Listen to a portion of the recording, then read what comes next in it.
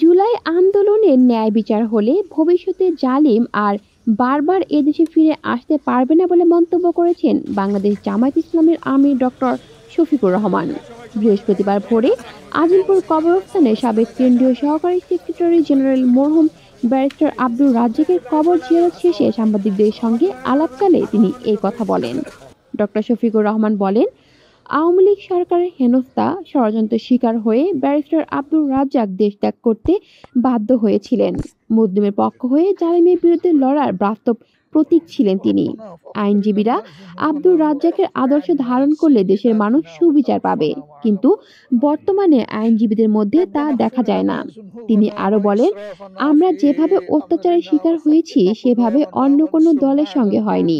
আমাদের নেতাদের ফাঁসি দিয়ে মারা হয়েছে, জেলে হত্যা করা হয়েছে। এটি এজাহার ন্যায় বিচার পাবেন প্রত্যাশা করে জামায়াত ইসলামের আমির আরো বলেন, তিনি মুক্ত হলে দেশের নেতৃত্ব দিবেন। জুলাই আন্দোলনের ন্যায় বিচার হলে ভবিষ্যতে জালিম আর বারবার এদেশে ফিরে আসতে পারবে না।